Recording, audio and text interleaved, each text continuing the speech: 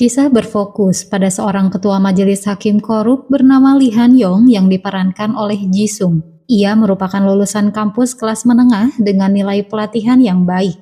Di tahun saat ia menjadi jaksa resmi, tak lama ia menjadi menantu dari pemilik firma hukum Haenal bernama Yu Son Chol. Hingga ia pun mendapat julukan boneka mertua. Sejak saat itu ia menjadi hakim untuk tiap kasus yang diambil firma hukum Guangmin. Haenal diketahui menggunakan Guangmin sebagai perusahaan cangkangnya dan memiliki tingkat kesuksesan 100%. Lee Han-yong menjadi ketua majelis hakim pertama di angkatannya. Meskipun begitu, ia dikenal relatif adil dalam tiap kasus yang diambil Guangmin. Ayah Lee Han-yong bernama Lee Bong-suk mengidap Alzheimer di panti jompo Guachun dengan biaya 200 juta won dan selalu dibayarkan oleh istri Lee Han-yong sendiri bernama Yu Se-hee. Meskipun keluarga istrinya memanjakannya, namun ia tidak memiliki apapun atas namanya sendiri.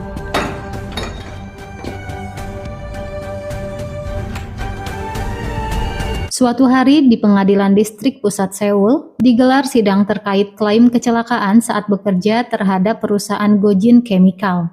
Gojin Chemical menjadi sorotan karena kasus penyakit leukemia yang menimpa para pekerjanya di pabrik Yeoju akibat lingkungan kerja yang buruk. Salah satu di antara mereka adalah Han Na-yong. Ia dihadirkan sebagai penggugat dan saat ini didiagnosis mengidap leukemia akut dan tumor otak. Sebelum persidangan digelar, Direktur Gojin Chemical bernama Go Jin-gyu menemui Yu Son Chol sebagai orang yang memiliki kendali penuh atas keputusan yang dibuat oleh Lee Han-yong. Tak lama ia pun memerintahkan menantunya untuk memberikan sebagian kemenangan bagi penggugat dan hanya memberikan denda untuk Gojin Chemical. Namun tanpa Yu Son Chol ketahui, Lee Han-yong justru membuat kesepakatan lain dan meminta biaya tambahan sebesar 300 juta won pada Go Jin-gyu. Sebagai gantinya, ia akan memberi putusan menolak klaim penggugat. 판사가 이래도 됩니까? 그러니까 이럴 수 있는 겁니다. 뱀 같은 놈이. 이런 판사가 뭐 어때서? Dalam persidangan tersebut, pihak Gojin Chemical menghadirkan Profesor Kim Sok-hyun dari Universitas Hankuk yang telah mengevaluasi kondisi pabrik. Menurutnya, bahan kimia beracun yang ditemukan di pabrik Yeoju masih dalam batas normal. Setelah beberapa lama, akhirnya Hakim Lee Han-yong memberikan putusan pengadilan dengan menolak klaim penggugat karena bahan kimia pabrik tidak terbukti dengan diagnosis para pekerja. Hal tersebut menimbulkan protes keras dari para pengunjung sidang, termasuk nenek dari Na-yong yang mempertanyakan putusan tersebut. Mendengar putusan tersebut, Yu Son Chol segera menelpon menantunya dan menyalahkan tindakannya. 고마워할 줄 알아! 만큼만 해, 받은 만큼만! 주의하겠습니다. Sementara itu di tempat lain, pihak kejaksaan melakukan penggeledahan pada perusahaan Grup S yang diduga melakukan penggelapan dan dana taktis. Penggeledahan dilakukan di dua tempat sekaligus, yaitu kantor konstruksi Grup S dengan dipimpin oleh Jaksa Kim Jin-ah dan di kantor pimpinan Grup S bernama Jang Tae-sik. Malam harinya, Lee Han-yong mendengar berita mengenai Na-yong yang mengakhiri hidupnya dengan melompat dari atap gedung rumah sakit. Ia meninggalkan pesan yang mengatakan jika dirinya tidak ingin terus membebani neneknya yang hidup dari menjual sampah. Dari pesan tersebut, Na-yong diduga merasa putus asa karena tidak adanya keadilan bagi dirinya.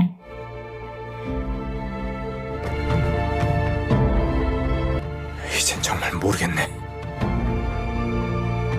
Keesokan harinya, Yu Se-hee menemui suaminya dan memberitahu bahwa ibunya menelpon. Karena hari ini adalah hari ulang tahun mertuanya, Yu Se-hee menitipkan sebuah kado pada Lee Han-yong. Dan malam harinya, Lee Han-yong pun datang ke rumah ibunya yang ternyata sedang pergi. Ia sempat melihat foto kelulusannya bersama kedua orang tuanya.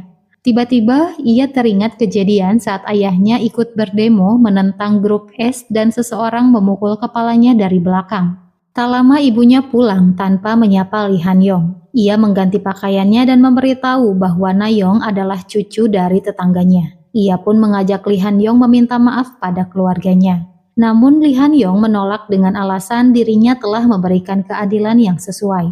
Ia juga melarang ibunya pergi karena menurutnya hal tersebut akan menyebabkan masalah. 거 맞아? 네. 사람이라면 그냥 아는 거지. 애미 눈 보고 똑바로 말해. 네가 정말 공정했다면 우리 아들은 개놈의 판사가 아니다. 우리 아들이 어떻게 이렇게 됐을까? 어머니. 애미가 머리끄댕이라도 내놔야지. Di tempat lain, Jang Tae-sik meminta Ketua Mahkamah Agung bernama Kang Sin-jin untuk datang ke kantornya. Ia mengeluhkan Kim Jin-a karena sudah berani melakukan penggeledahan. Kang Sin-jin mengatakan bahwa ia akan mengurus hal tersebut dan tak lama ia menelpon Yu Son-chol untuk memintanya menugaskan Lee Han-yong menjadi hakim persidangan kasus Grup S. Sementara itu, Lee Han-yong yang berusaha mengejar ibunya menerima telepon dari mertuanya yang menyuruhnya segera datang. Setibanya di sana, Yu Son-chol memperkenalkan Lee Han-yong sebagai hakim yang akan menangani kasus Grup S pada Jang Tae-sik. Sementara itu, ibunya tiba di rumah duka, namun ia mendapatkan perlakuan kasar dari nenek Nayong. 판사 대가리를 끌고 오지요. 공사 내놓고 애미가 왔노? 언니들 우젠지 기가 긴지 데려갖고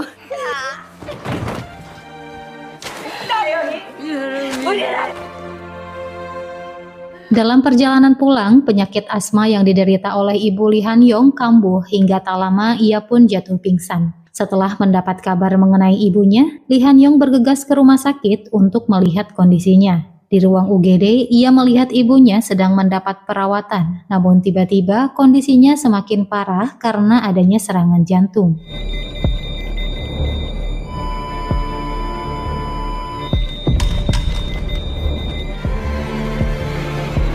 Di ruang interogasi, Jaksa Kim Jin-a menemui dirut konstruksi Grup S bernama Choi Jong-hak yang dianggap sebagai kunci utama dalam kasus penyelidikan Grup S. Jin-a memperingatkannya untuk memberikan kesaksian jujur dan berhenti melindungi Grup S. Namun Jong-hak hanya diam dan tidak menanggapinya. Tak lama pengacaranya datang dan membawakan makanan. Saat melihat sebuah pil, sang pengacara menjelaskan bahwa pihak Grup S meminta Jong-hak menunjukkan loyalitasnya dengan mengorbankan nyawanya, karena jika tidak, keluarganya akan mendapatkan kesulitan. Sementara itu, Kim Jin-a mendapat kabar bahwa Lee Han-yong telah bergabung dengan divisi kriminal dan akan menangani kasus Grup S. Mendengar hal tersebut, Jin-a segera mencari informasi mengenai Lee Han-yong dan membuntutinya yang pergi ke panti jompo untuk mengunjungi ayahnya. Setibanya di sana, Jin-a mendapat kabar bahwa Jong-hak mengakhiri hidupnya di dalam lapas. Ia pun menjadikan kabar tersebut sebagai permainan kotor internal oleh seseorang dari kejaksaan. Tak lama ia menemui Lee Han-yong yang sedang mengajak ayahnya berkeliling dengan kursi roda. Ia memperkenalkan diri sebagai jaksa yang menuntut Jang Tae-sik dan memperingatkannya untuk menghormati hukum. 뭐 모르는 척하는 건 좋은데 나 한국대 로스쿨 차석이에요. 내가 그쪽부터 탈탈 탈 거니까. 하는 것 보니까 머리는 아닌 것 같은데. Keesokan harinya, Jin-a menunjukkan bukti disk lepas yang berisi semua bukti penggelapan dan dana taktis Jang Tae-sik.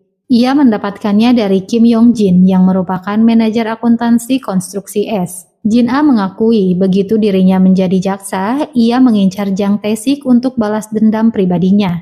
Akhirnya Lee Han-yong pun membawa bukti tersebut, namun tak lama ia menyerahkan surat pengunduran dirinya pada ketua hakim. Suatu malam bersama Hakim Agung bernama Kim Ji-han, Lee Han-yong memberitahukan pengunduran dirinya, namun Kim Ji-han tidak yakin Yu Son-chol akan menyetujui pengunduran dirinya karena mertuanya itu sangat tertarik dengan sidang kasus Grup S yang akan datang. 그래서 보는 것보다 커요.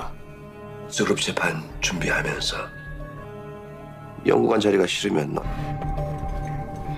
Setelah mengetahui rencana pengunduran diri menantunya, Yu Son-chol bersama putra sulungnya bernama Yu Sang-hun menyuruh Han-yong untuk mengurus kasus Grup S terlebih dulu lalu bergabung bersama firma hukum mereka. Namun Lee Han-yong menolak dengan alasan ingin mandiri. Ia juga mengatakan bahwa dirinya akan segera bercerai dengan Sehee. Yu Son-chol menegaskan bahwa Lee Han-yong tidak akan bisa melakukan apapun sampai ia menutup kasus Grup S. 무슨 이 돈 쓰라면 안 된다니까요.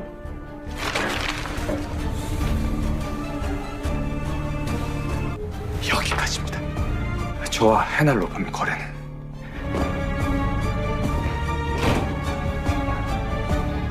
Lee Han Yong mengajak Sehee makan malam untuk menyampaikan rencananya yang ingin segera bercerai. Meskipun hubungan mereka tidak harmonis, namun Sehee cukup terkejut mendengarnya. Sehee menegaskan bahwa mereka tidak akan pernah bercerai jika Sehee tidak menginginkannya.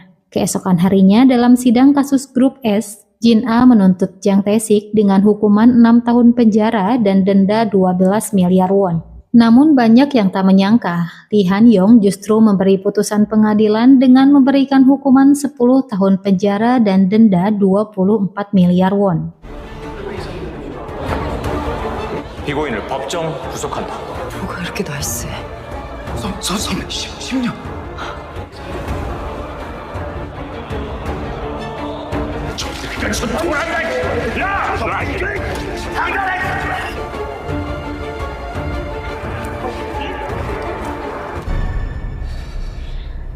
Setelah sidang selesai, Lee Han Yong mengunjungi makam ibunya dan menyesali kesalahannya yang menyalahgunakan wewenangnya. Kini ia berniat untuk memperbaiki semua dan memulainya dari awal dengan membuka kantor pengacara. Saat ia sedang menyiapkan kantornya, tiba-tiba seorang pria bermasker masuk dan membawakan barang-barangnya. Namun pria tersebut menyerang Lee Han Yong secara tiba-tiba.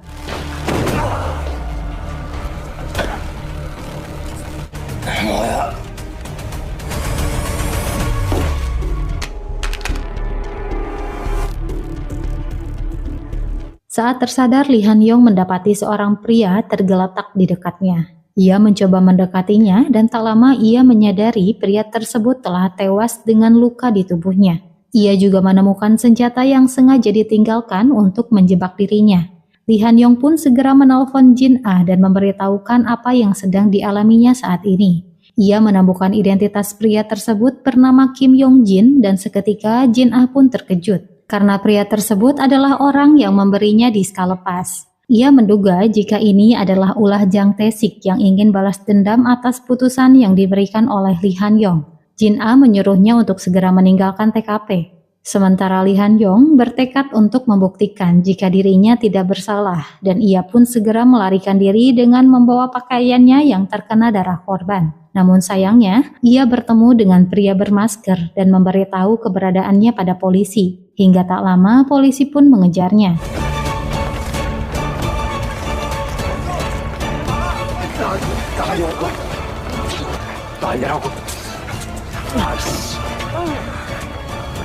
Dalam persidangan, Lee Han Yong dituduh menghabisi Kim Yong Jin sebagai komplotannya demi menghancurkan bukti kejahatannya. Istri dari Kim Yong Jin memberikan kesaksian bahwa sebelum tewas, suaminya sempat menceritakan bahwa Lee Han Yong adalah penasehat hukum konstruksi S dan bersama suaminya mengambil dana perusahaan. Mendengar kesaksian tersebut, Lee Han Yong kini merasakan bagaimana putus asanya orang-orang yang berada di posisinya saat ini.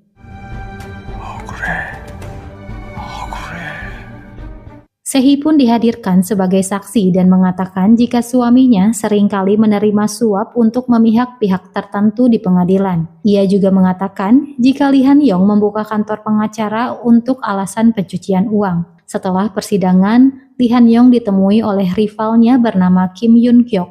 Ia memberitahukan bahwa ayahnya telah diusir dari panti jompo dan dijadikan sebagai tunawisma. Ia juga mengatakan bahwa di lapas akan ada yang menunggunya. Untuk itu, ia menyuruh Lee Han Yong untuk meminum pil yang sama dengan yang diminum oleh Jong Hak. Dari perkataan Yun Hyuk, Han Yong menyadari jika Ketua Mahkamah Agung Kang Sin Jin juga terlibat dalam kasus yang menjebaknya. 쓰레기만 쓰레기로 계속 살았어야지. 그러면은 나가는 거 아니야? 어? 저 반새끼 진짜. 들어가자마자 먹어. Beberapa saat setelah Yun Hyuk keluar meninggalkan Han Yong, tak lama Han Yong dilarikan ke rumah sakit karena tidak sadarkan diri. Tanpa Yun Hyuk ketahui, Lee Han Yong meminum pil tersebut dengan dosis kecil sehingga ia pun bisa cepat kembali tersadar. Setelah beberapa lama saat suster akan memeriksanya, Lee Han Yong telah kabur dengan menggunakan pakaian dokter. Ia kemudian mencoba mencari keberadaan ayahnya di tempat-tempat yang biasa dihuni oleh para tunawisma. Saat ia mulai putus asa, seseorang memegang kakinya dan seketika Han Yong pun menendangnya. Saat berbalik, tiba-tiba seseorang menikamnya. 여기까지.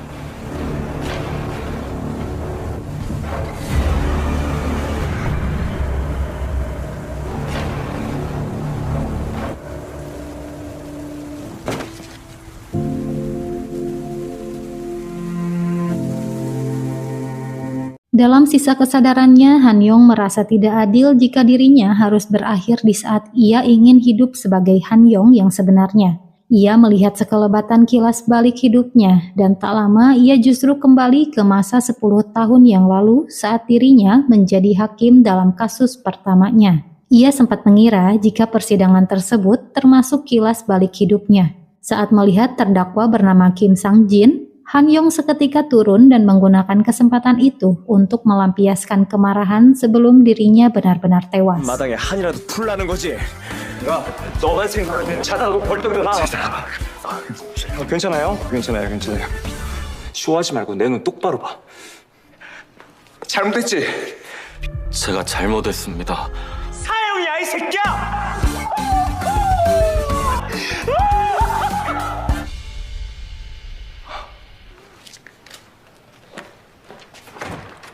Setelah keluar dari ruang sidang, Han Yong merasa siap jika memang dirinya harus tiada. Tak lama ia pun ke toilet dan terkejut mendapati penampilannya yang kembali ke 10 tahun lalu. Ia pun tersadar dari lamunannya saat hakim ketua majelis senior bernama Lim Jong-sik memukulnya.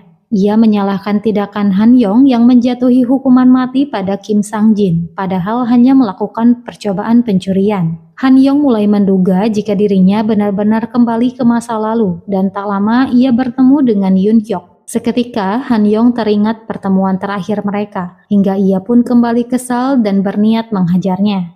Namun untungnya ia langsung tersadar jika saat ini belum ada kejadian apapun antara dirinya dengan Yoon Hyuk, hingga ia pun berpura-pura ingin memeluknya. 야, 왜 그래? 괜찮아? 화장실. 근데 격하게 고마워서. 울 정도였고. Tak lama Han Yong pun mencari tahu mengenai grup S yang saat itu masih di bawah pimpinan ayah Jang Tae-sik bernama Jang Yong-hyun. Sementara Jang Tae-sik sendiri masih sebagai pemilik perbelanjaan S. Dari informasi yang ia dapatkan, perbelanjaan S selalu lolos dari berbagai masalah hukum, mulai dari pajak hingga penggelapan dan dana taktis. Ia juga mengetahui bahwa saat itu Kang Shin-jin belum menjadi ketua Mahkamah Agung. 10년 전으로 돌아왔어. 믿을 수 없어. 어떻게 이런 일이. Kini Han Yong menganggap hidupnya saat ini sebagai masa percobaan baginya. Ia akan mencoba menghindari kesalahan yang ia lakukan di masa mendatang. Tak lama ia menelepon sahabatnya bernama Suk Jung Ho yang memberitahunya bahwa saat ini ia menjadi hakim viral di sosial media karena memberi hukuman mati pada pencuri yang gagal. Meskipun saat ini ia mendapatkan hujatan akibat putusannya, namun ia mengetahui dengan pasti bahwa sebelum persidangan itu, Kim Sang-jin telah menghabisi 3 nyawa. Ia sendiri saat itu terpedaya oleh air matanya hingga memberinya hukuman dengan masa percobaan. Sejak saat itu, ia mulai dihantui rasa bersalah setiap hari. Kini ia berniat mencari bukti kejahatan Sang-jin, dan tiba-tiba ia bertemu dengan jaksa yang menuntut Sang-jin bernama Chul-wo. Dengan dibantu Chul-wo, ia mencari bukti kejahatan Sang-jin di rumahnya. Saat itu tercatat bahwa korbannya ditemukan di dalam kulkas, namun ia tidak menemukan apapun di sana. Han Yong menduga jika Sang-jin mempunyai tempat sementara untuk menyimpan jasad korban. 살인범이라는 증거를 반드시 찾아야 한다. 냉장고에서 발견됐다고 적혀 있었다.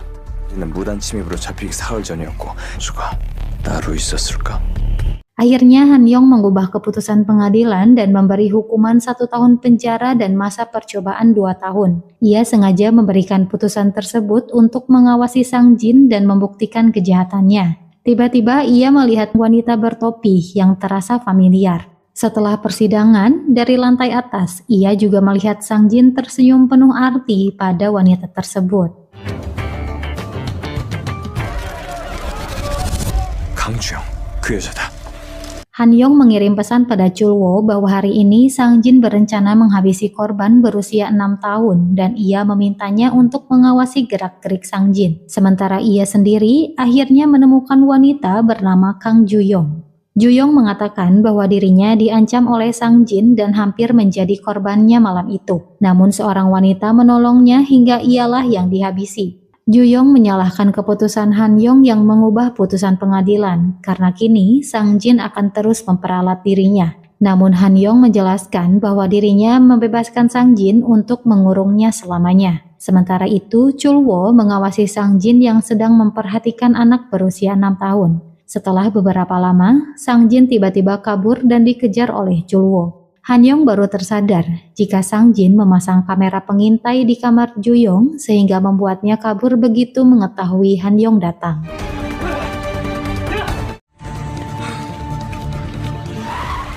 지금은요? 돌아서 내려오는 길이야. Juyong meminta Han Yong membiarkannya pergi karena khawatir Sang Jin akan menghabisi ibu dan keponakannya. Namun Han Yong meyakinkannya bahwa mereka berdua bisa mengadili Sang Jin agar tidak mengganggu ibu ataupun keponakan Juyong. Tak lama Juyong pun menunjukkan jalan yang dimaksud Chul Wo dan melihat Sang Jin dari kejauhan. Seketika Han Yong mematikan lampu mobil dan meminta Juyong mengulangi ucapannya dengan lantang. 살인범 김상진에게 살인범 김상진에게 더 크게 살인범 김상진에게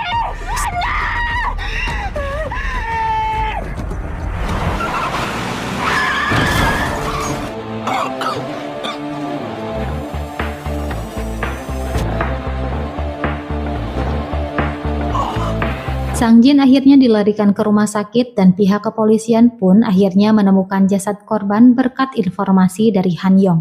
Karena telah menangani kasus besar, Han Yong mendapatkan pujian dari ketua pengadilan bernama Baek Ji-sok. Ketua Baek pun menanyakan hadiah apa yang diinginkan oleh Han Yong. Han Yong sendiri menggunakan kesempatan tersebut untuk meminta diizinkan menjadi hakim pelapor agar ia bisa terus menangani kasus Sang Jin. Hingga dalam persidangan, sebagai hakim pelapor, Lee Han Yong membacakan putusan akhir bahwa Sang Jin dijatuhi hukuman mati. Kini Han Yong pun berhasil memperbaiki kesalahan yang ia buat di kehidupan sebelumnya yang mengakibatkan seorang anak tewas dan Juyong menjadi kaki tangannya. 이번 생에서는 그들을 구했다.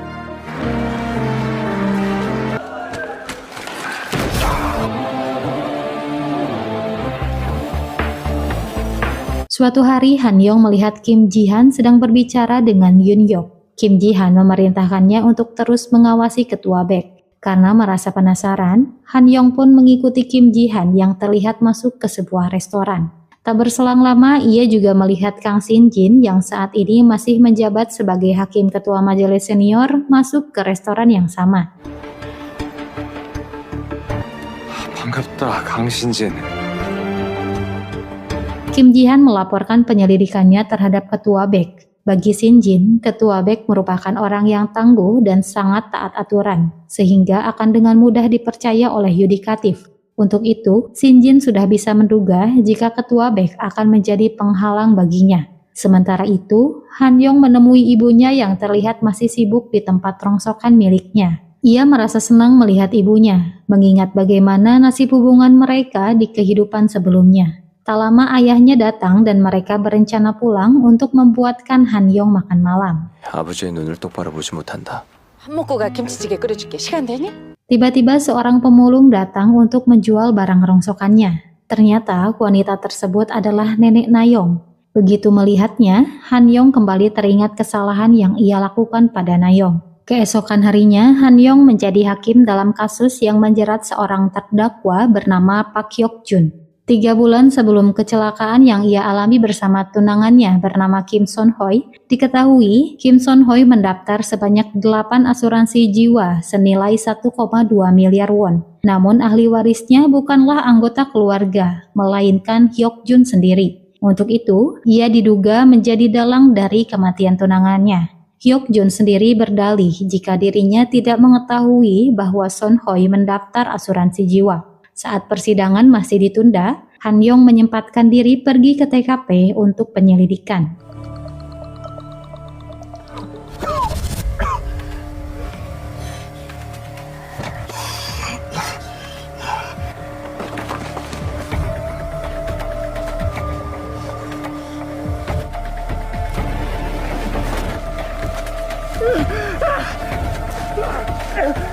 Di kehidupan sebelumnya, Han Yong mengira bahwa kejadian tersebut murni kecelakaan, hingga Hyuk Jun pun dinyatakan tidak bersalah. Namun 3 tahun kemudian terungkap bahwa ia merencanakan kecelakaan mobil untuk menghabisi Son Hoi. Tak lama seorang wanita bernama Song Nayeon menghampiri Han Yong.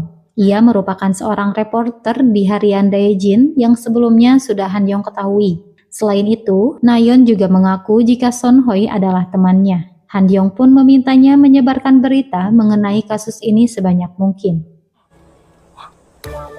Keesokan harinya Pak Lee mengabarkan bahwa Han Yong siang ini harus menghadiri kencan dengan putri bungsu pemilik firma hukum Haenal. Setelah mendengar Han Yong memecahkan kasus besar, Yu Son Chol meminta ketua BEK untuk menjodohkan Han Yong dengan putrinya. Sementara itu, Sehee yang sudah sampai di restoran tempat mereka berkencan mencoba mencari keberadaan Han Yong. Han Yong mengetahui jika Sehee akan datang terlambat 1 jam sebagai cara untuk meluluhkan seseorang. Untuk itu, Han Yong pun sengaja datang lebih terlambat lagi. 감히 내가 누군 줄 알고? 세탁비는 배상해 드리겠습니다. 있어 1200? Han Yong menahan tangan Sehee yang akan menampar pelayan tersebut. Saat Han Yong memperkenalkan dirinya, Sehee justru menampar Han Yong untuk melampiaskan kekesalannya. Han Yong mengatakan bahwa dirinya bisa saja menuntut Sehee atas penyerangan. Jika sampai tersebar kabar bahwa Putri Haenal dituntut oleh seorang hakim biasa, maka ia akan diburu oleh media. Mendengar hal tersebut, Sehee merasa khawatir dan Han Yong pun menyuruhnya untuk meminta maaf pada pelayan tersebut jika tidak ingin mendapat tuntutan darinya. 죄송해요. 고맙습니다. 난 되게 잘난 것 같아. Dalam persidangan berikutnya, Han Yong mempersilahkan Kim Ga-yong sebagai sepupu dari korban untuk memberikan pernyataan sebagai saksi. Ia mengatakan jika Son Hoi tidak pernah membicarakan mengenai asuransi jiwa dengannya. Tak lama, Han Yong meminta Ga-yong menunjukkan ponselnya untuk membuktikan perkataannya. Ga-yong pun sempat ragu, namun ia akhirnya memberikan ponselnya pada jaksa. Han Yong yang sebelumnya sudah mengetahui bahwa Ga-yong menggunakan 2 ponsel, memintanya menyerahkan kedua ponsel tersebut. Namun Ga-yong mengaku bahwa ponsel lainnya telah hilang beberapa hari lalu. Tanpa diduga, terdengar bunyi ponsel dari dalam tasnya, hingga Han Yong pun menyuruhnya untuk mengangkat panggilan tersebut. 여보세요? 반갑습니다. 김가영 씨? Ternyata sebelumnya, Han Yong sempat meminta nomor pribadi Ga-yong pada Nayeon karena mereka masih satu circle. Hyuk Jun akhirnya mengakui bahwa ini semua adalah rencananya. Ternyata dulu, Ga-yong menjalin hubungan dengan Hyuk Jun dan memperkenalkannya pada Son Hoi. Namun di belakang Ga-yong, mereka bermain api hingga Son Hoi pun memberitahukan bahwa ia mengandung anak Hyuk Jun. Son Hoi mendesaknya untuk segera memberitahukan hubungan mereka pada Ga-yong. Setelah Hyuk Jun memutuskan hubungan dengan Ga-yong, tak lama ia mengetahui bahwa ternyata Son Hoi telah memalsukan kehamilannya agar Hyuk Jun meninggalkan Ga-yong dan memilihnya. Karena merasa dikhianati, akhirnya Hyuk Jun kembali menjalin hubungan dengan Ga-yong tanpa sepengetahuan Son Hoi.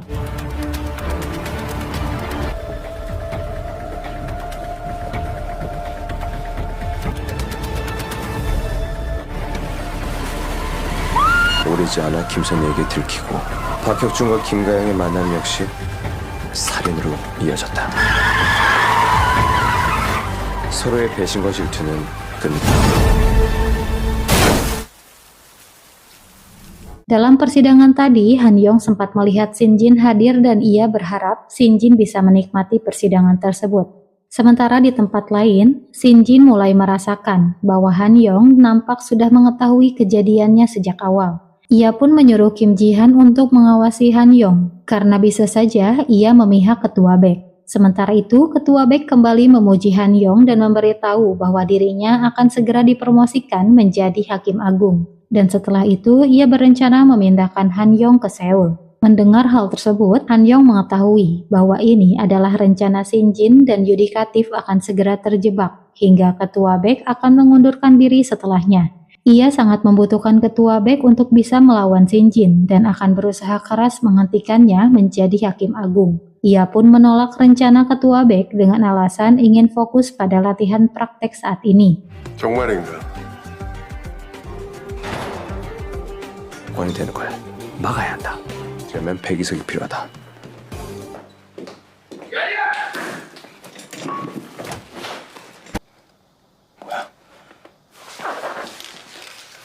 Pak Lee mempertanyakan keputusannya yang menolak dipindahkan ke Seoul sementara ia diminta ketua BEK untuk membantu Han Yong. Pak Lim sendiri heran mengapa ketua BEK menyukai Han Yong.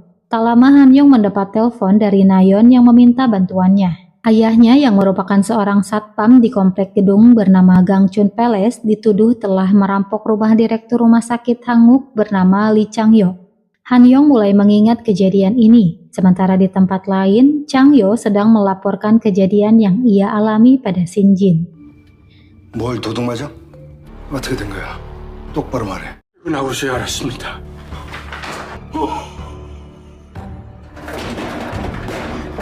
하면 어떤 일이 벌어질지 몰라! 항보 업데이트는 어디까지 된 거야? Tak lama Shin Jin menghubungi agen kepercayaannya bernama Pak Chol-woo dan menyuruhnya menemukan sebuah buku rekening yang hilang di kediaman Chang-yo. Melalui telepon tersebut, Shin Jin mendengar suara seorang pengacara dari Haenal bernama Han Jung-yeon yang meminta maaf dan memohon agar ia tidak dihabisi. Ia pun memerintahkan Chol-woo untuk membereskannya. 왜 그거? 너 얘기해줬잖아. 용서해 주셨을 거야. 어서 풀어줘. 되는 건 아니잖아. 뭐야? Sementara itu, Nayeon mendapati ayahnya hendak dipukuli oleh rekan-rekannya yang memaksanya mengakui tuduhan pencurian. Nayeon menyebutkan beberapa pasal dengan bantuan Han Yong untuk memperingatkan mereka. Ia juga mengatakan jika percakapan mereka saat ini sudah direkam. 했었어야지. 내가 싫어. 대진일보 기자예요.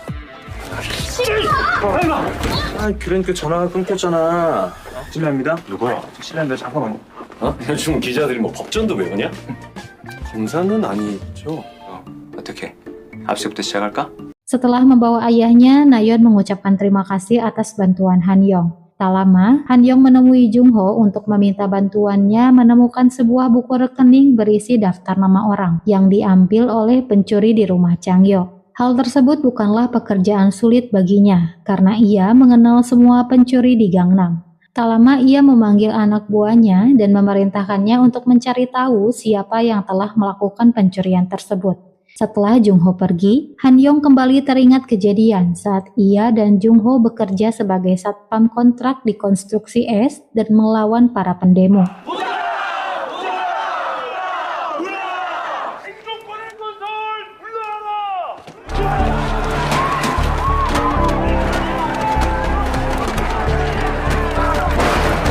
아버지?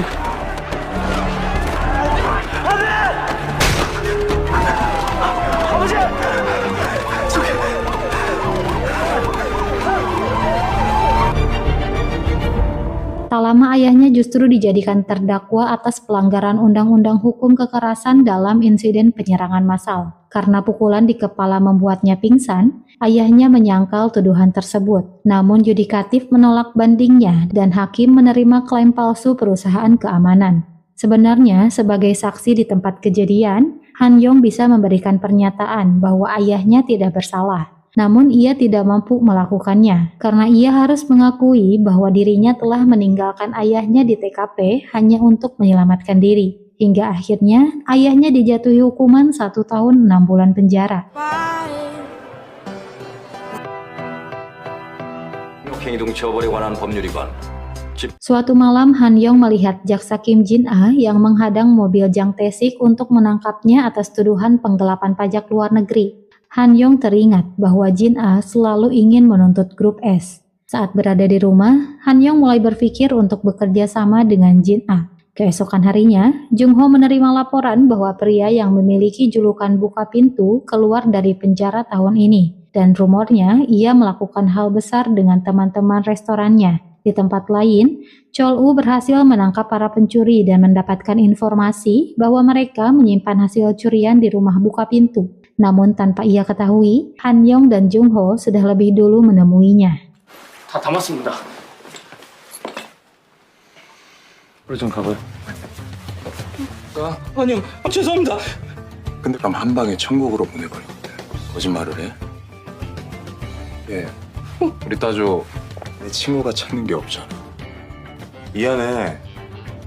Rupanya ia mengira buku rekening yang telah diambil tidak berharga hingga ia pun membuangnya. Tanpa diketahui siapapun, Nenek Nayong mengambilnya bersama tumpukan rongsok lain. Jung Ho pun mengarahkan anak buahnya untuk memeriksa pemulung lansia dan tempat rongsokan terdekat. Sementara Chol U yang sudah mendengar mengenai hal tersebut juga mencoba menemui beberapa pemulung lansia.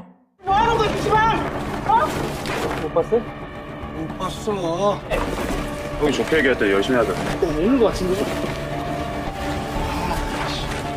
Tak lama Han Yong mendapat telepon dari ibunya yang memberitahu bahwa ia menemukan buku rekening dalam tumpukan rosokannya. Seketika Han Yong pun bergegas menemui ibunya dan memeriksa buku rekening tersebut. Beberapa nama yang ada dalam buku rekening tersebut diantaranya Ketua Partai Pusat DH Cho Hu Hyun, Mahkamah Agung Kim Jun Man, bahkan Sekretaris Senior Kepresidenan. Ibu Han Yong mengatakan buku tersebut ada di tumpukan rongsokan yang dibawa oleh Nenek Nayong. Tak lama, Jung Ho melaporkan bahwa dirinya telah menemukan pelaku lain yang telah diikat oleh seseorang. Han Yong pun yakin bahwa Dr. Chang Yok lah yang telah melakukannya. Ia meminta Jung Ho untuk menyerahkan mereka ke kantor polisi. Han Yong belum menyadari, Chol U sedari tadi membuntutinya.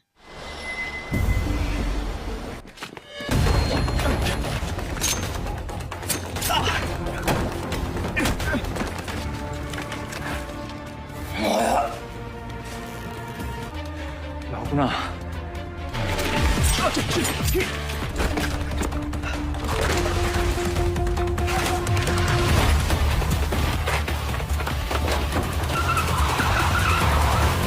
Setelah berhasil kabur, Han Yong kini mengetahui bahwa bukan Dr. Chang Yo yang berusaha mendapatkan buku tersebut, melainkan Shin Jin.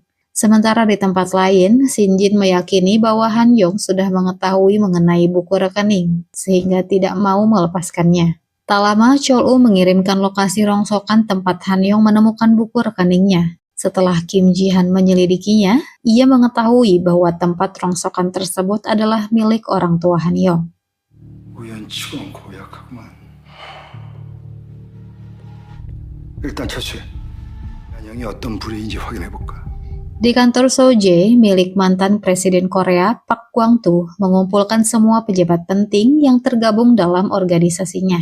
Semua yang hadir adalah pejabat korup yang seringkali meminta bantuannya untuk memuluskan karir mereka. Kini Pak Gwang-tu berencana mereorganisasi Kabinet Nasional Ketiga dengan mengajukan Ketua Komite Legislasi Woo Gyo-hun sebagai Menteri Hukum. Selama ini Pak Gwang-tu mempercayakan urusan Soje pada Shin Jin.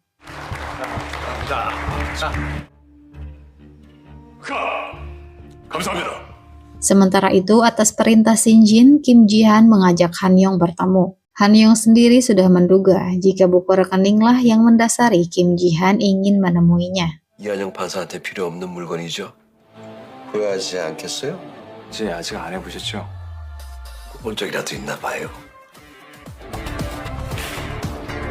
Kim Ji Han melaporkan pada Sang Jin bahwa Han Yong menolak pindah ke Seoul dan bersikeras menyimpan buku rekeningnya. Keesokan harinya, Han Yong menemui Ketua BEK dan menunjukkan buku rekening tersebut. Setelah melihatnya, Ketua BEK bertanya alasan Han Yong menunjukkan daftar nama-nama itu pada dirinya.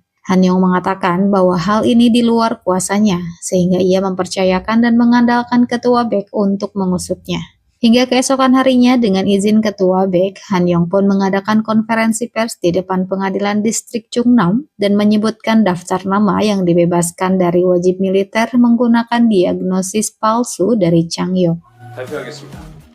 후보 부장판사 연은우. Tak lama Pak Gwang-tu memanggil Shin Jin dan menyalahkannya atas kelalaiannya menjaga buku rekening tersebut. Shin Jin pun meminta maaf karena telah melakukan kesalahan dan melewatkan beberapa pembaruan. Namun Pak Gwang-tu tidak mempercayainya begitu saja. Ia yakin Shin Jin menyembunyikan hal lainnya untuk melindungi dirinya sendiri. Tak lama Kim Gyo-hun datang dan memberitahukan bahwa dirinya akan segera menjalani sidang konfirmasi atas pencalonannya sebagai Menteri Hukum. Mendengar hal tersebut, Pak Gwang-tu menyuruh Shin Jin untuk membantu Gyo-hun. Namun di belakang Pak Gwang-tu, Gyo-hun justru merasa tidak membutuhkan bantuan Shin-jin. Ia bahkan merendahkan Shin-jin dan mengungkit masa kecilnya yang kelam.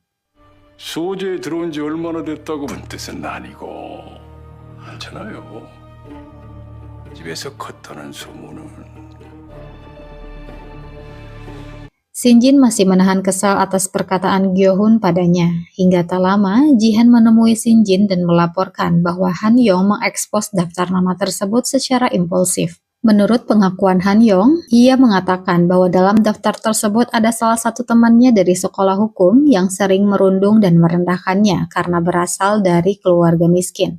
Untuk itu, ia memanfaatkan ketua BEK dan balas dendam pada temannya. Mendengar hal tersebut, Shin-jin mengira bahwa Han-yong tidak berniat memihak ketua BEK.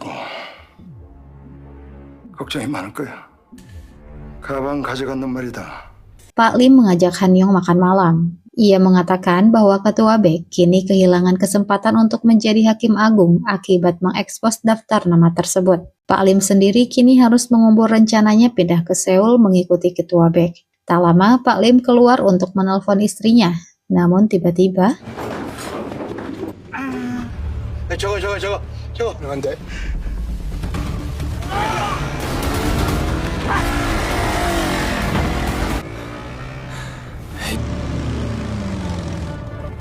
알아듣게 경고했습니다.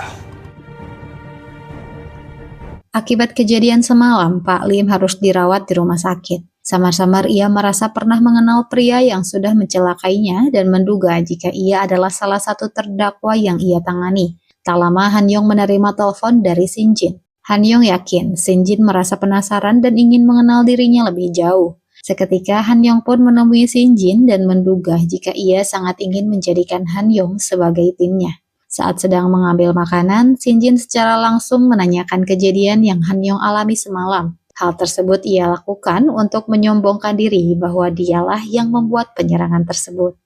현영 판사한테는 교훈이 됐길 바랍니다. Dalam perjalanan pulang, Shin-jin bertanya pendapat Han-yong mengenai dirinya. Han-yong mengatakan Shin-jin tampak seperti orang yang bisa membimbingnya dan ia bersedia melakukan apapun untuk menjadi orang kepercayaan Shin-jin. Tak lama, Shin-jin memberitahu bahwa 2 pekan lagi, Gyo-hun akan menjalani sidang konfirmasi. Ia menugaskan Han-yong menyingkirkannya sebelum sidang itu dilaksanakan. Sebagai imbalannya, Shin-jin akan memindahkan Han-yong ke Seoul. Di kehidupan sebelumnya, Gyo-hun menjadi menteri hukum sampai akhir masa kepresidenan. Tanpa menanyakan alasannya, Han-yong menyanggupi permintaan Shin-jin. Sementara di tempat lain, untuk kesekian kalinya, Jang Tae-sik lolos dari jeratan hukum. 장태식 대표님, 소환하면 검찰로 바로 아직 끝난 거 아닙니다. 아까 나한테 욕했지? 제가요? 검사가 법정에서 욕을 해? Keesokan harinya atas perintah Han-yong, Jung-ho pergi ke rumah sakit Hanguk untuk menemui Dr. Chang-yo. Saat melihat Dr. Chang-yo, seketika Jung-ho mengejarnya.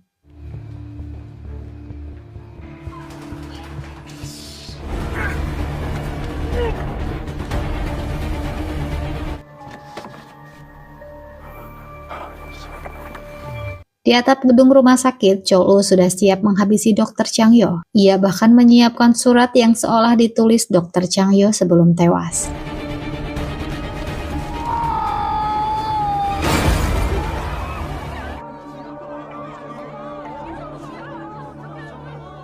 Suatu hari, Han-yong menelpon Jung-ho dan memintanya menyelidiki Gyo-hun. Sementara di tempat lain, Jaksa Chul-woo melakukan penangkapan pada putra Hakim Agung Kim Joo-man bernama Kim Jo-gyun atas pelanggaran undang-undang wajib militer. 권리와 진술을 거부할 권리가 있습니다. 법 위반 혐의로 긴급 체포할 거예요. 얘들아 우리 아버지가 누군지 알아? 왜? 저거 뭐라고? 아직도 내 소속이 궁금해?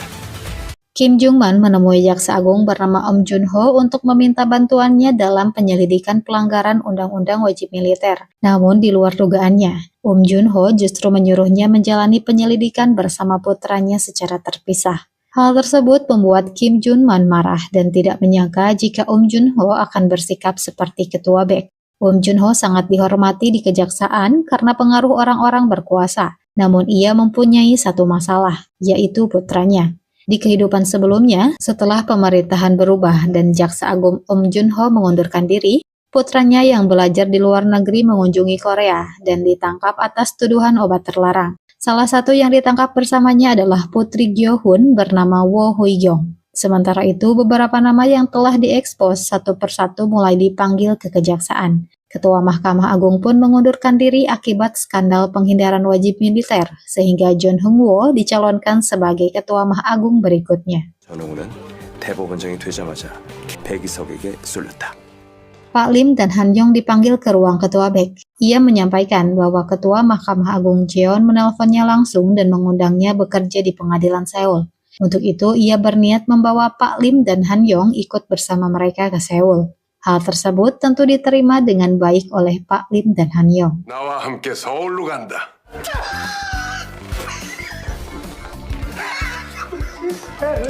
Sesampainya di Seoul, Han Yong memenuhi undangan Yu Son-chol di kantornya. Ia menyampaikan rencananya yang akan menjadikan Jaksa Agung untuk menjadi penasehat firma hukum Haenal setelah ia menikahi Sehi. Mendengar hal tersebut, Yu Son-chol cukup terkejut. Tiba-tiba Sehi datang dan terkejut melihat Han Yong datang menemui ayahnya.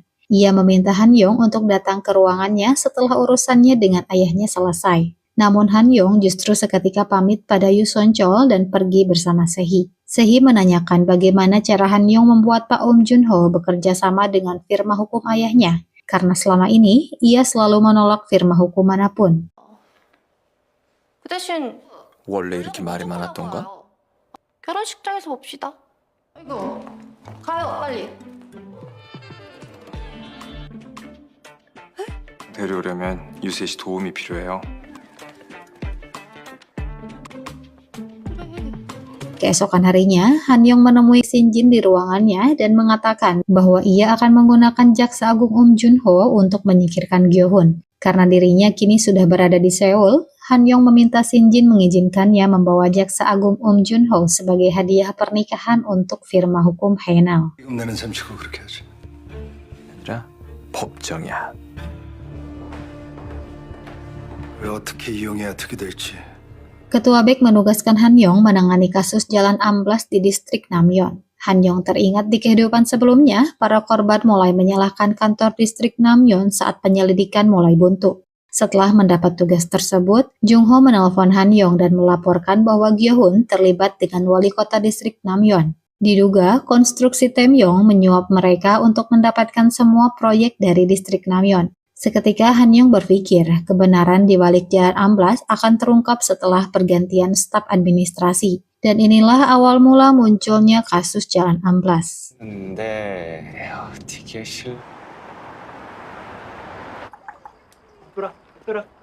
민구야. 아빠. 드는 거 보이지?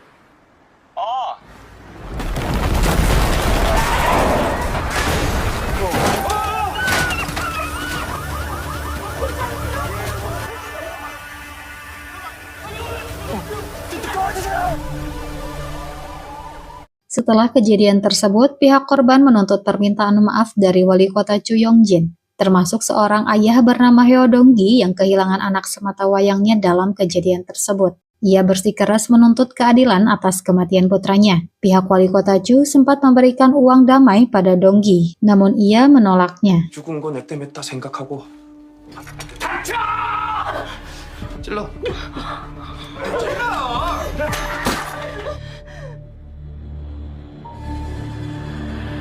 Di kehidupan sebelumnya, wali kota Chu Yong-jin dari distrik Namyeon adalah ketua gangster, dan kepala konstruksi Taemyong adalah pendiri geng tersebut.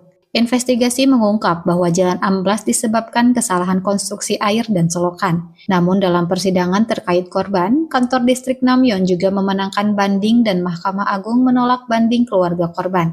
Suatu hari, Han Yong mengajak Chul-woo makan siang untuk menanyakan jaksa Kim Jin-a. Menurut informasi dari Chul-woo, Kim Jin-a bergabung dengan kejaksaan 2 tahun setelah Chul-woo bergabung. Dan malam harinya, Jung Ho berhasil menemukan Hu Yong di sebuah klub.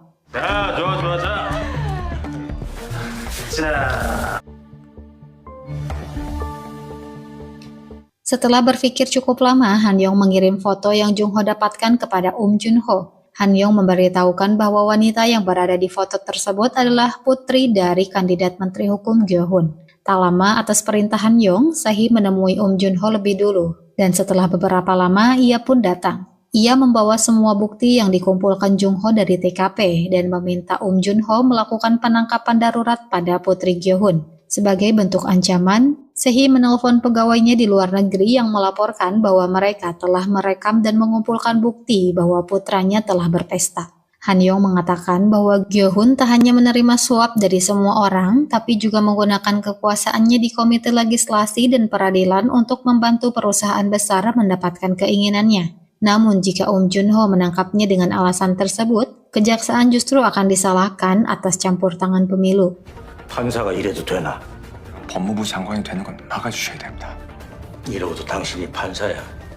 판사가 있다고 생각해 주십시오. Keesokan harinya, Kim Ji-han melaporkan penyelidikannya bahwa ayah Han Yong pernah dipenjara atas kasus penyerangan saat demo pada perusahaan konstruksi. Mendengar hal tersebut, Shin Jin terkejut karena secara kebetulan saat itu dirinya menjadi salah satu hakim anggota yang menangani kasus tersebut. Tak lama, Shin Jin menelpon Han Yong dan mengajaknya makan siang bersama. Ia bertanya alasan Han Yong mendekati dirinya. Mendengar pertanyaan tersebut, Han Yong menduga jika Shin Jin sudah mengetahui apa yang terjadi.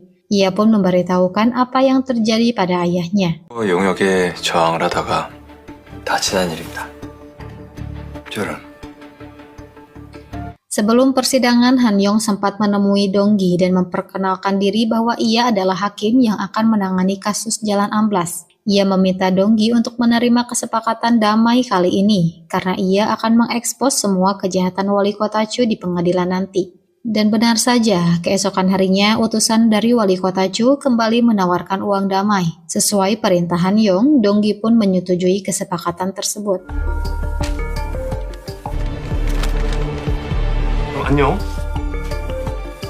Malam harinya, Jun Ho memerintahkan kepala kejaksaan Ma Gang-gil untuk menyerahkan barang bukti yang ia terima kepada jaksa Kim Jin-ah. Meskipun sempat berusaha menghentikannya, namun keesokan harinya Ma Gang-gil memanggil Jin-ah dan menugaskannya untuk menangani kasus Putri Gyo-hun. Malam harinya, Han Yong meminta Chul-woo mempertemukannya dengan Jin-ah. Han Yong secara langsung meminta Jin-ah menangkap Putri Gyo-hun dan sebagai imbalannya, ia akan membantu Jin-ah menangkap Jang Tae-sik.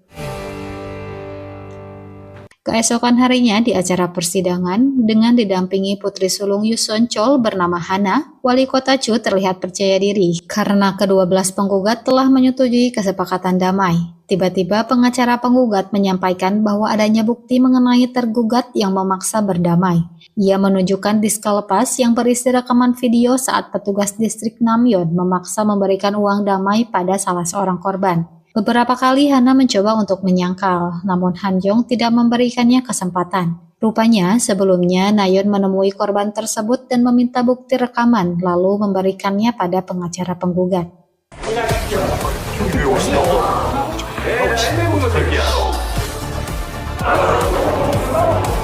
저거 당장 못 가. 명백한 증거가 있습니다. 폭력과 공갈 협박입니다. 형사 재판 먼저 받으시죠. 하지 말았어야죠. 됩니다. 이상입니다. Setelah persidangan selesai, Yu Son-chol memarahi Hana karena tidak bisa menangani kasusnya. Tak lama, Sehi dan Han Yong datang. Yu Son-chol pun mengenalkannya pada putranya bernama Yu Jin-wang. Saat Hana mempertanyakan keberpihakan Han Yong mengatakan bahwa keputusannya di persidangan tadi justru akan menyelamatkan Haenal dari prasangka publik mengenai hubungannya dengan Han Yong. Ia juga memberitahu bahwa wali kota Chu akan ditangkap karena menyalurkan dana ilegal. Untuk itu, ia menyarankan agar Haenal memutus hubungan dengannya agar meminimalkan resiko. 증거로 받지 말았어야죠. 안타까운 일이로구만. Malam harinya, wali kota Chu berencana untuk melarikan diri ke luar negeri dengan kapal feri. Ia yakin Kang Jung Tae akan membantunya karena dirinya memiliki bukti mengenai semua suap yang ia berikan kepada Kang Jung Tae. Namun Han Yong yang sudah mengetahui rencana tersebut mencoba untuk menggagalkannya. Saat wali kota Chu tiba di tempat pertemuan, tiba-tiba Chol-woo menyerangnya dari belakang. Tak lama Han Yong pun datang dan menghentikannya.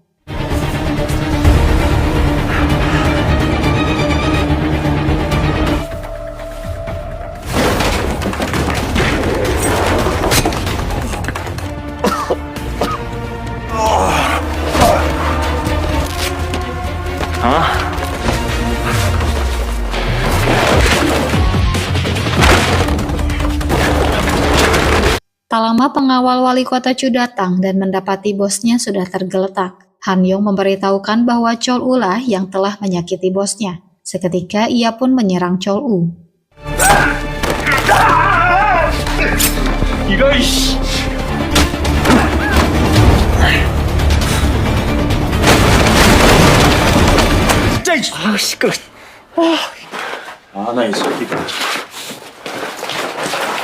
Han Yong dan Jung Ho memindahkan wali kota Chu dan pengawalnya. Kemudian ia menelpon jaksa Chul Wo dan memintanya untuk membawa mereka. Ia juga mengirimkan bukti suap antara wali kota Chu dengan anggota Dewan Kang Jung Tae. Keesokan harinya, Chul Wo menunjukkan bukti yang ia terima dari Han Yong pada Chu Yong Jin.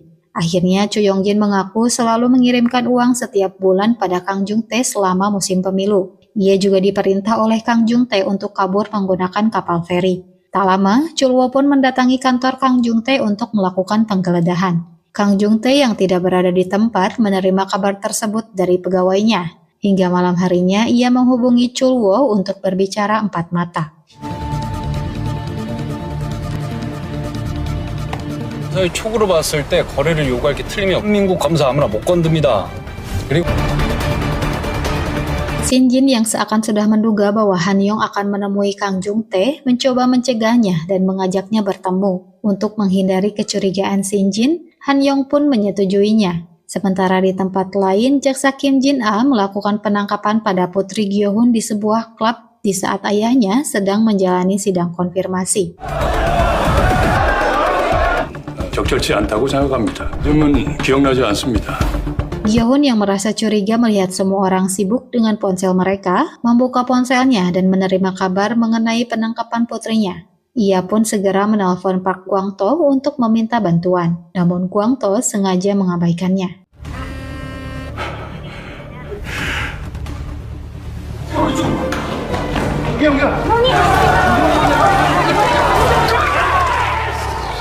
Di tempat lain, Shin Jin dan Han Yong menyaksikan berita mengenai penangkapan Putri Gyo Hun. Shin Jin pun memuji Han Yong yang sudah berhasil menjatuhkan Gyo Hun sesuai perintahnya. Saat Han Yong menanyakan alasan Shin Jin menjatuhkan Gyo Hun, Shin Jin mengatakan selain congkak, Gyo Hun juga tidak tahu cara menghormati orang lain, sehingga ia tidak bisa menerimanya menjadi menteri hukum. Tak lama, Shin Jin menanyakan kedekatan Han Yong dengan Chul Wo. Seketika Han Yong mempunyai firasat jika Chul Wo sedang dalam bahaya. Han Yong pun meminta imbalan atas keberhasilannya menjatuhkan Gyo Hun. Ia meminta Shin Jin membantunya menjatuhkan Hakim Agung Hwang Nam Yong karena telah memenjarakan ayahnya. Ia mengaku mendekati Shin Jin adalah untuk hal tersebut. Sementara itu, Chul Wo yang kini tiba di kantor Kang Jung Tae mendapatinya sudah tewas.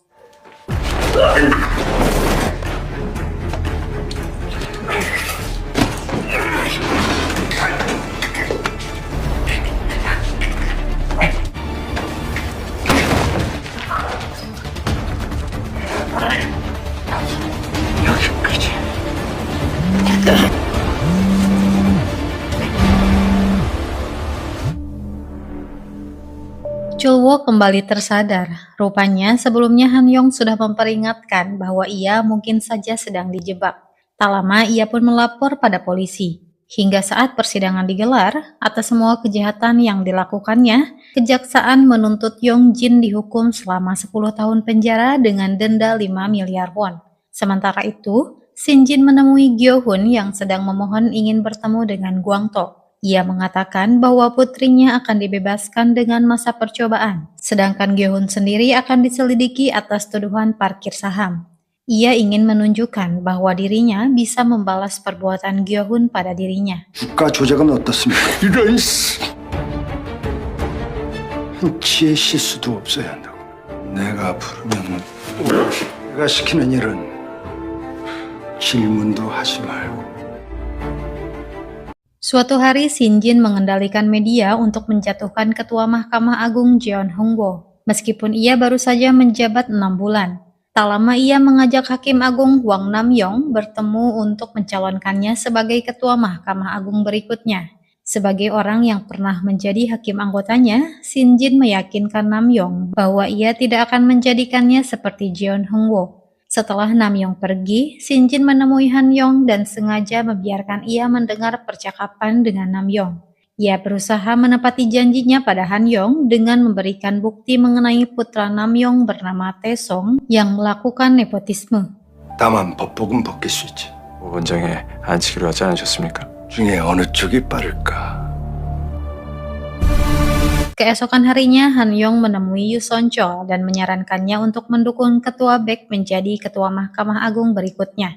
Han Yong mengatakan bahwa hal tersebut akan membuat Ketua Baek memihak Haenal. Meskipun di kehidupan sebelumnya, Yu Son Chol gagal memberi tawaran besar pada Ketua Baek untuk menjadi penasehat hukum Haenal. Namun Yu Son Chol seketika menyadari bahwa ia akan dianggap melawan Shin Jin jika mendukung Ketua Baek. Han Yong meyakinkan calon mertuanya bahwa ini adalah kesempatannya untuk mengendalikan Ketua Baek. 그걸 어떻게 장담하나? 받아주시면 됩니다. Han Yong mengajak Sehi jalan-jalan. Ia berencana membuat Haenal jatuh ke tangan Sehi. Tiba-tiba Sehi menyuruh Han Yong untuk mundur menjadi menantu Haenal. Karena dirinya mengetahui bahwa keluarganya tidak benar-benar mencarikannya seorang suami, melainkan budak Haenal. Namun Han Yong justru berharap Sehi akan memilih kehidupan yang berbeda kali ini. 나를 믿는 건 어때요? 나는 분명히 기회 줬어요. Keesokan harinya, Han Yong menemui Nayeon dan meminta bantuannya untuk mengekspos Taesong yang menggunakan jabatan ayahnya agar dipekerjakan di konstruksi JB. Setelah berita mengenai putranya tersebar, Namyong menemui Shin Jin untuk meminta bantuannya. Sementara itu, Han Yong menemui Ketua Baek dan membujuknya untuk mencalonkan diri sebagai Ketua Mahkamah Agung berikutnya. Karena jika Ketua Baek tidak bersedia maju, maka Namyong yang akan mendapatkan posisi tersebut. Mendengar hal tersebut, Ketua Baek tidak yakin Namyong bisa mendapatkan posisi tersebut setelah skandal putranya tersebar. Namun ia terkejut saat Han Yong memberitahukan bahwa Shin Jin akan berusaha menjadikannya sebagai Ketua Mahkamah Agung. 신한테 가더니 그새 또 변심을 한 건가? 신한테 간 진짜 이유가. Tak lama Ketua Baek mendapat telepon dari Yu Son Chol yang mengajaknya bertemu. Dalam pertemuan tersebut, Son Chol menawarkan dukungan jika Ketua Baek bersedia mencalonkan diri menjadi Ketua Mahkamah Agung berikutnya. Sementara Han Yong yang merasa yakin bahwa Shin Jin tidak akan melepaskan Hakim Hwang Namyeon begitu saja, mencoba berpikir apa alasannya menyerahkan kasus Hwang Taesong padanya. Ia meyakini bahwa ada seseorang yang selama ini berada di belakang Shin Jin. Tak lama ia pun meminta bantuan Nayeon untuk mengawasi Namyong. Suatu hari saat Nayeon membuntuti Namyong, ia melihatnya masuk ke kantor Soje. Selain itu, ia juga melihat ayah Jang Tae-sik keluar dengan membawa beberapa koper yang diduga berisi uang. Tak lama, Nayeon pun melaporkannya pada Han Yong. Han Yong terkejut saat Nayeon memberitahu bahwa pemilik kantor Soje adalah mantan Presiden Park Gwang-tu. 확실해요? 현직 대통령 박광토가 있었다. Han Yong yang sedang memikirkan rencana Shin Jin tiba-tiba menyadari bahwa Shin Jin menggunakan Taesong hanya untuk mengancam ayahnya. Benar saja, di tempat lain Shin Jin meminta Namyong untuk menyerahkan catatan dana ilegalnya saat bekerja untuk Komisi Pemilihan Nasional padanya jika ingin putranya lolos dari jeratan hukum. Ia menegaskan bahwa Han Yong yang akan menjadi hakim di persidangan putranya hanya akan mendengarkan perintah darinya. 충분히 아실 텐데 압력도 행사할 수 없다는 거. 그 안에 대통령의 불법 정치자금 내역까지 들어있어. Tak lama Shin Jin memanggil Han Yong ke ruangannya dan menyuruhnya untuk menemui Namyong karena ia ingin memberikan sesuatu. Sebelum Han Yong pergi, Shin Jin memberikan dokumen mengenai bukti Namyong yang menerima suap dari konstruksi es saat menangani kasus ayahnya. Tak lama Han Yong pun menemui Namyong dan memperkenalkan diri sebagai hakim yang akan menangani kasus putranya. Namyong pun memintanya untuk menutup kasus putranya dengan putusan bahwa putranya tidak bersalah. Ia juga menitipkan sebuah diska lepas untuk Shin Jin. Han Yong mengatakan bahwa ia akan memberi putusan 1,5 tahun penjara untuk putranya. 단 하루도 빠져서는 안 됩니다. 지금 무슨 소리를 하는 거야? 계속 입을 수 있을 것 같아? 똑바로 협박해! 법복을 벗어야 하는 건 당신이지. Han Yong menunjukkan dokumen yang Shin Jin berikan. Setelah melihat dokumen tersebut, seketika Namyong mengetahui bahwa Han Yong adalah putra dari orang yang sudah ia penjarakan. Ia memberitahu Han Yong bahwa sebentar lagi dirinya akan menjadi ketua Mahkamah Agung. Untuk itu, ia memperingatkan Han Yong agar bersikap baik padanya. Namun Han Yong justru menyuruh Nam Yong untuk mulai pensiun menjadi hakim. Tak lama Han Yong menemui Shin Jin dan memberikan diska lepas yang diberikan oleh Nam Yong. Shin Jin sengaja menyuruh Han Yong membawanya agar Han Yong membuka diska lepas tersebut. Dengan begitu, Shin Jin bisa mengetahui niat Han Yong yang sebenarnya. Namun saat ia memeriksanya, Han Yong ternyata tidak membukanya sama sekali. Rupanya sebelumnya, Han Yong menghubungi Nayeon dan memintanya bertanya pada seorang ahli mengenai diska lepas tersebut, yang ternyata bisa mendeteksi setiap kali file diakses atau disalin.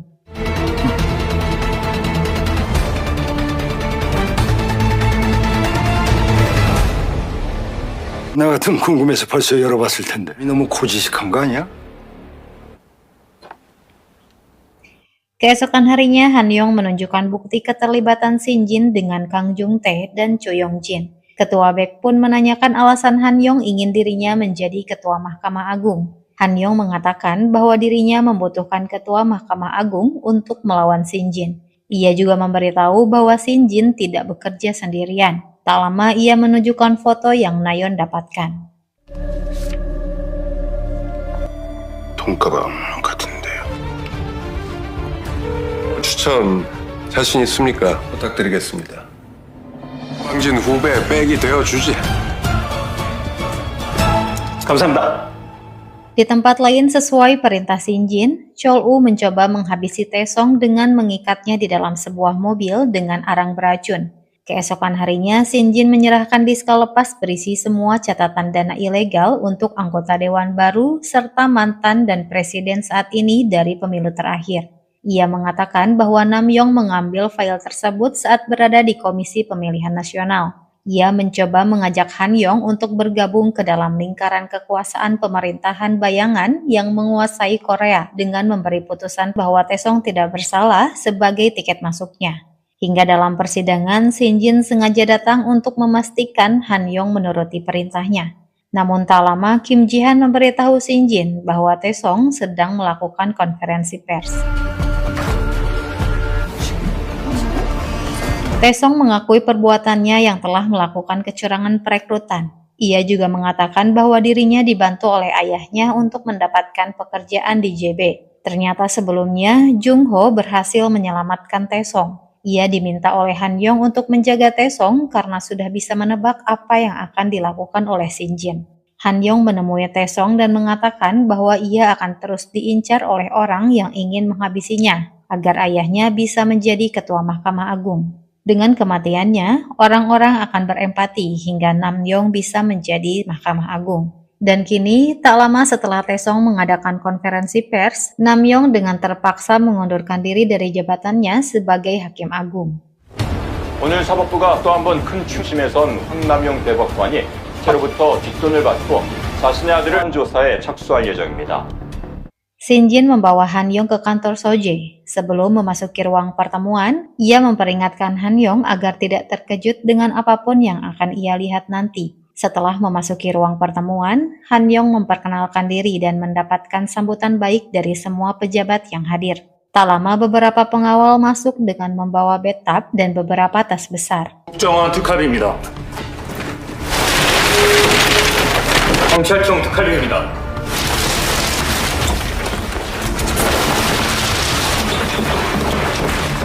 경찰청 특활비입니다. 국방부 특활비입니다. 자, 우리 Han Yong benar-benar hampir tidak percaya dengan apa yang baru saja ia saksikan. Namun ia mencoba menyembunyikannya dengan bersikap tenang. Tak lama, Choi Yun-sun, Menteri Pertahanan dan Transportasi, memasuki ruangan dan dinyatakan bergabung bersama mereka. Kedatangannya adalah untuk membocorkan proposal pemerintah agar pimpinan Soje bisa menggelapkan dana publik. Kini Han Yong semakin bertekad untuk menghentikan Shin Jin dan Pak Gwang-to. Setelah pertemuan selesai, Shin Jin membawa Han Yong ke ruangan Gwang-to. Sebelum bertemu Han Yong, Nam Yong telah memberitahu siapa dan apa yang telah Han Yong lakukan pada putranya. Ia mengingatkan Guangto agar berhati-hati pada Han Yong yang kini mendapat kepercayaan dari Xin Jin. Sementara itu di belakang Guangto, Xin Jin memberitahu Han Yong bahwa dirinya berencana merebut posisi Guangto. Setelah berhasil, ia ingin Han Yong menegakkan keadilan bersama dengannya. Keesokan harinya dengan bantuan Jin A, Han Yong berencana mengungkap pinjaman ilegal Jiang Taesik dengan menangkap Hang Wang-hun, petugas pinjaman di bank tabungan Jongdaun atas kasus penggelapan. Setelah Wang-hun mengirimkan catatan pinjaman perbelanjaan es pada Jin A, ia pun bergegas melakukan penangkapan darurat pada Jiang Taesik. Han Yong meminta Jin A menahan Jiang Taesik sampai ayahnya mendengar mengenai dana taktis miliknya. Karena yang saat ini Han Yong incar bukan hanya dana taktis Jiang Taesik, melainkan dana taktis ayahnya, Jang Yong-hyun. 정말이에요? 확실해요? 저 S그룹과 Dengan bantuan reporter Nayeon, berita mengenai dana taktis Jiang Taesik kini tersebar. Hingga di hadapan media, Jiang Taesik meminta maaf dan mengaku menerima pinjaman ilegal dari Bank Jongdaun. Selain itu, ia juga mengaku menyembunyikan 50 miliar won dengan nama samaran di bank yang sama. Sementara ayahnya menemui Xin Jin karena merasa dana taktisnya akan terancam. Begitu kejaksaan mulai menyelidiki dana taktis Jiang Taesik, dipastikan mereka juga akan menemukan dana taktis Jang Yong-hyun senilai 500 miliar won. Untuk itu, Xin Jin membantunya dengan membuat skenario dan menyuruh Jiang Taesik mengakui tuduhannya dan pergi ke pengadilan. Dengan sikap tersebut, kemungkinan Jiang Taesik akan bebas dengan penangguhan hukuman. Sebagai balasannya, Xin Jin meminta uang 100 miliar won. Ia juga memerintahkan Han Yong untuk menangani kasus ini. Tak lama, Jang Yong-hyun pun memberitahukan skenario tersebut pada Jiang Taesik. 말 좀 하세요. 그 검사 시원할 텐데 들어가 쉬어라. 깨끗하게 시작해. 구속 기소할 거다. 그냥 불구속으로 재판만 받으면 되는 거잖아요. 아빠.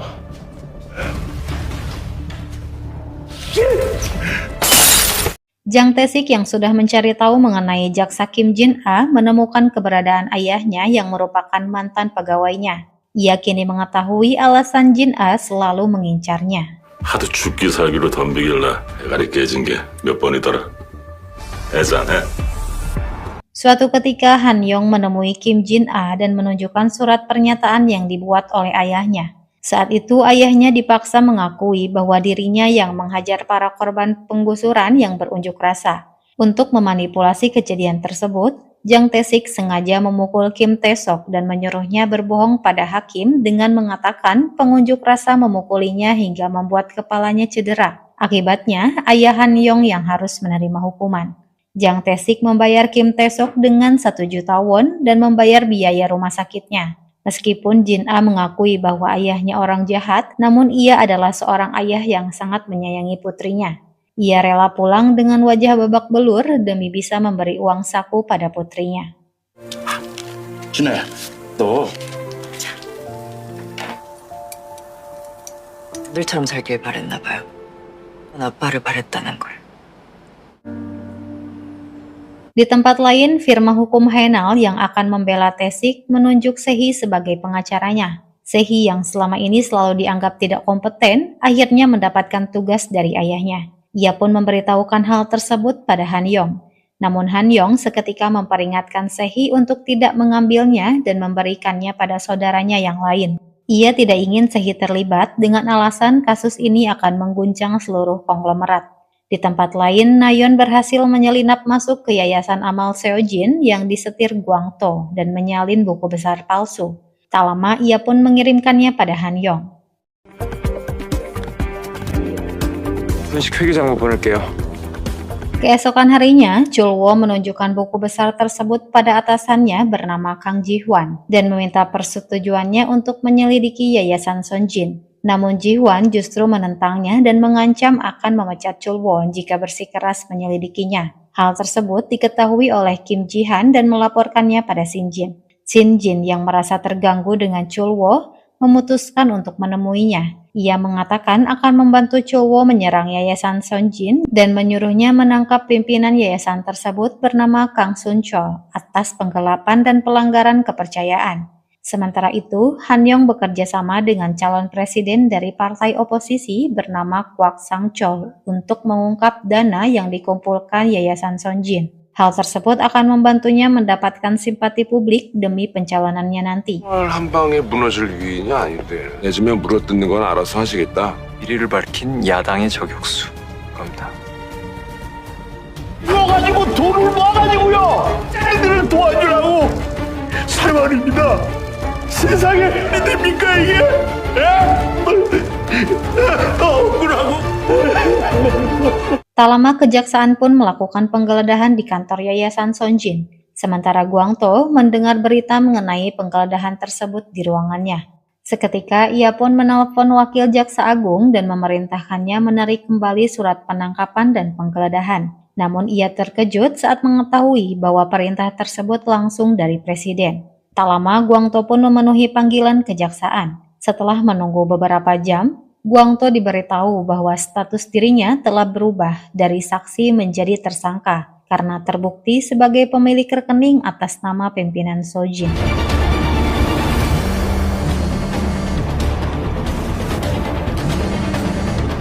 Keesokan harinya, Sinjin mengadakan pertemuan di Soje dan mengatakan bahwa untuk sementara ia akan mengambil alih posisi Guangto. Sementara di tempat lain, Jin A mendapatkan penyerangan.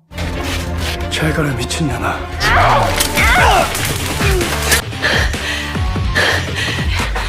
난 이렇게는 못 죽어.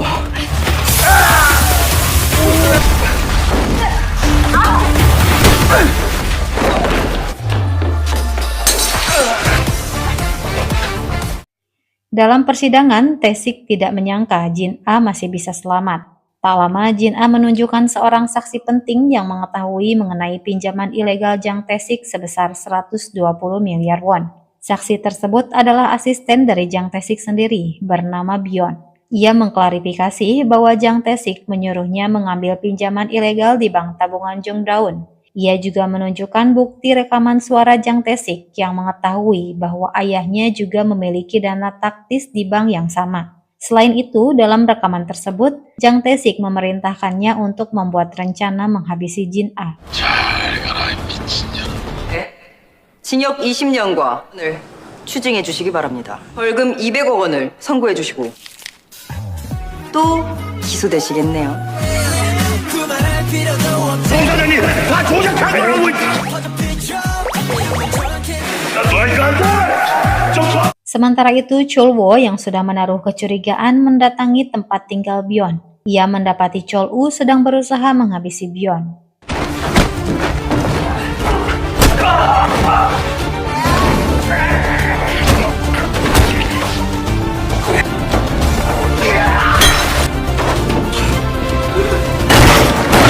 Dalam sidang pembacaan putusan, Han Yong mengumumkan putusan pengadilan bahwa Jang Tae-sik dijatuhi hukuman 20 tahun penjara dan denda 20 miliar won. Selain itu, pemerintah juga memerintahkan perampasan senilai 170 miliar won.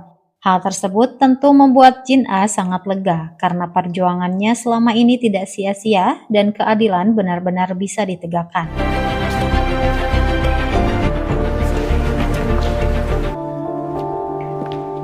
Tak berselang lama, kejaksaan juga menemukan dana taktis milik Yong Hyun. Tanpa menunggu lama lagi, Jin A melakukan penangkapan darurat pada Yong Hyun di kantornya. Sementara itu, Kim Ji Han yang sejak awal mencurigai Han Yong mendapatkan bukti bahwa Han Yong bekerja sama dengan Jin A. Ia berniat menunjukkan bukti tersebut pada Shin Jin. Namun, ia masih ragu melihat sikap Shin Jin yang sangat mempercayai Han Yong. Sementara itu, Shin Jin memerintahkan seorang dokter untuk menghabisi Chol-woo.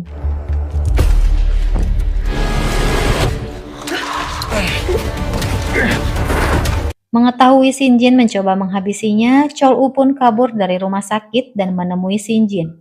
Saat Kim Ji Han mencoba menghampirinya, Chol-woo justru menikamnya. Ia menunjukkan kemarahannya pada Shin Jin. Namun Shin Jin yang selama ini menganggap Chol-woo sebagai peliharaannya, mencoba meluluhkan pikirannya kembali. 들어가세요. 네가 깨어나지 못할 거라고 생각했다. 선하냐? 그럼 찔러. 네가 서운한 만큼 웃어. 제가 할 일이 있다.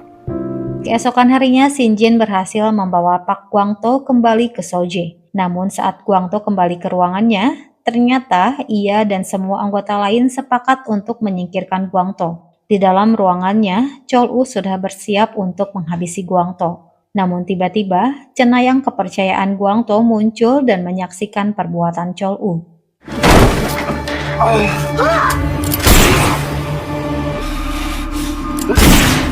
Shin Jin dan anggota lainnya terkejut mendengar suara tembakan. Sementara itu, Guangto yang berniat kabur dihadang oleh Han Yong. Seketika Guangto memperingatkan Han Yong agar tidak berani melawan. Meskipun semua anggotanya menginginkan dirinya jatuh, namun ia akan bisa membalasnya karena mengetahui kelemahan mereka. Han Yong mengatakan bahwa Shin Jin juga saat ini mengetahui kelemahan Guangto mengenai catatan dana politik ilegal anggota dewan. Setelah Chul-woo datang, Han Yong mengajak Guangto untuk bekerja sama dan ia akan membuat penjara terasa seperti Soje bagi Guangto.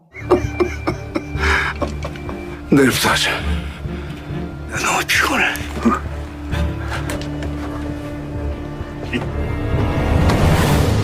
Semua anggota satu persatu mulai menyalahkan Shin Jin yang menyewa penjahat bayaran untuk menghabisi Guangto. Tak lama salah seorang dari mereka melaporkan bahwa Guangto telah kabur. Gyo-hun pun memprovokasi agar semua yang ada di sana menangkap Shin Jin, hingga perkelahian antara mereka pun tidak terhindarkan. 왜 빨리 붙잡으라고! 빨리 이 파일은 없을 거라고 생각하나? 네가 이런다고.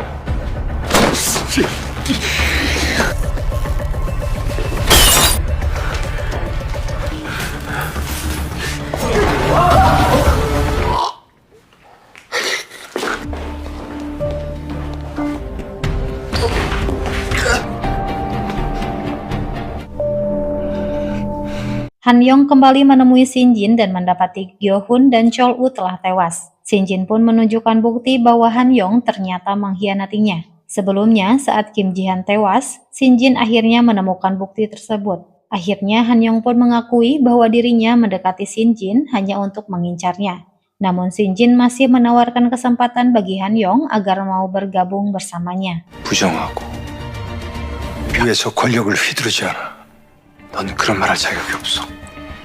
끔찍한 살인마에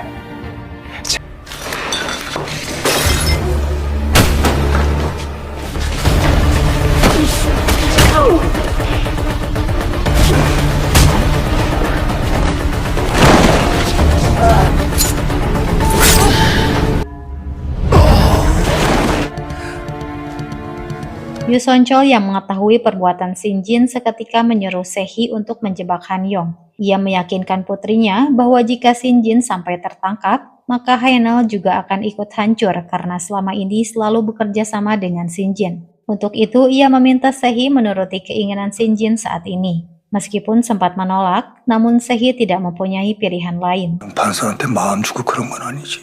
Han Yong akhirnya mendapat perawatan di rumah sakit. Tiba-tiba Se-hee datang menjenguknya, dan setelah beberapa lama, Se-hee diam-diam mengambil kain kasa bekas agar bisa mendapatkan sampel darah Han Yong. Saat suster mencari kasa bekas tersebut untuk dibuang, Han Yong mendengar sirene mobil polisi memasuki rumah sakit, dan seketika Han Yong mengetahui apa yang telah Se-hee lakukan. Ia pun bergegas kabur sebelum polisi menangkapnya. Han Yong menelpon ketua BEK dan mengabarkan bahwa Shin Jin berniat menjadikannya sebagai tersangka, hingga ia dan Shin Jin kini menjadi buronan. 제가 누명을 정확 봤습니다. 당신진이 저까지 엮은 것 같습니다. 제가 해결해야 될 일입니다. Pada saat Guangto diinterogasi, ternyata masih ada orang yang membantu Shin Jin untuk mengawasinya, yaitu Hyun Yok. Ia melaporkan bahwa orang yang pertama kali Guangto sebut adalah Shin Jin. Hingga tak lama, Shin Jin pun memerintahkan seseorang untuk meracuni makanan Guangto.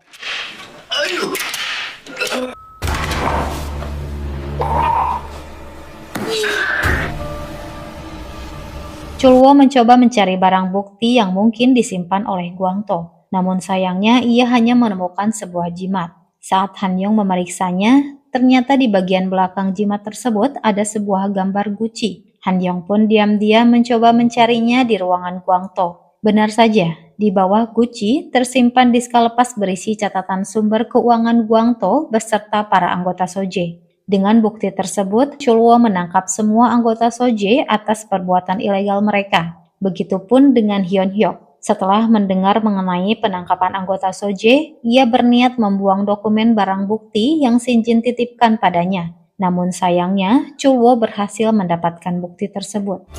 탈주하시죠? Sementara itu, Shinjin yang berniat meninggalkan Korea dengan menggunakan kapal dihadang oleh beberapa preman yang mengincar uang yang ada di dalam tasnya. Namun tiba-tiba Han Yong datang membantunya. 그건 벌써 해결했어.